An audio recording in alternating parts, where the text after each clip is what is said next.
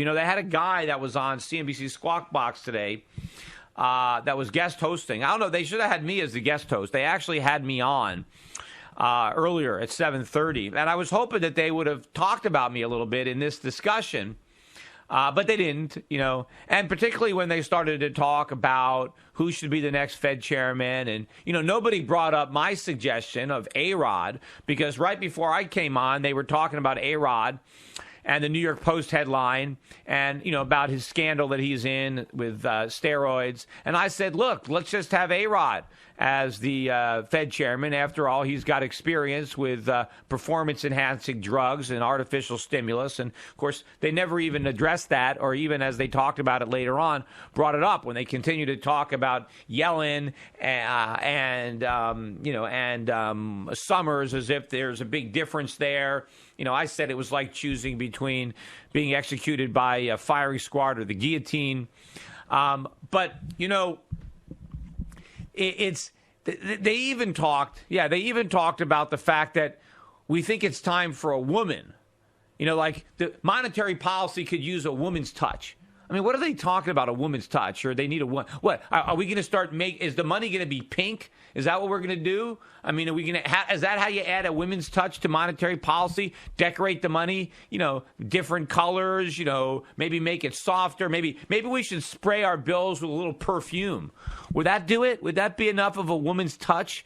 You know, I mean, this whole idea. I mean, can you imagine if somebody said, I think we could use a man in this position? Could you imagine the backlash from the feminists if someone said, you know, I think the Secretary of Defense should be a man? You know, I mean, men, you know, this is really a man's thing. You know, defense, you know, men are tougher than women. Imagine if somebody said, we need a man for this job, right? The feminists would be all over them. But somehow you can come out and say, I think we need a woman for this job. Yeah, I think a woman's touch is what's needed, a woman's perspective at the Fed. What does sex have to do? What does gender have to do with being Fed chairman? I mean, you know, it should be we need the most competent person for the job. But, of course, we know that's not the criteria. As far as I'm concerned, they try to find the most incompetent person for the job, and that's who they go with. Now, maybe they're saying that the woman happens to be the most incompetent person. I don't think it's because she happens to be a woman. Maybe she's just completely incompetent, and it just happens that she's a woman. So let's pretend that somehow having a woman at the Fed, because what? She has a greater understanding of what? I mean, you know, is she more in touch with her feminine side?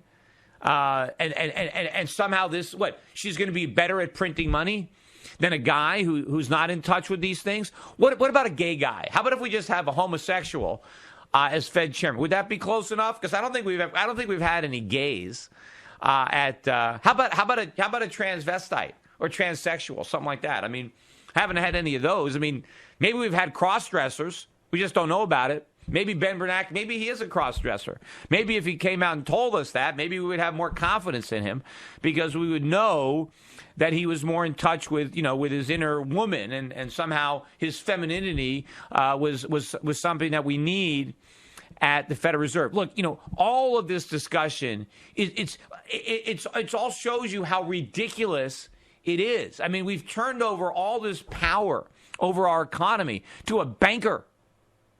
And what does he do? What is the instrument of his power? The printing press. He prints money. And now we're thinking, well, we need a woman to be in charge of the printing. Because after all, maybe she's going to do a better job of understanding just how much money we need to print. Maybe she's more in touch with the housewives that are doing the grocery shopping, and maybe she could have a better appreciation of the inflation that obviously Ben Bernanke is clueless about, because maybe his wife does all the shopping. But, you know, Janet Yellen seems just as oblivious to the plight of the American housewife as well, because she doesn't think there's any inflation either.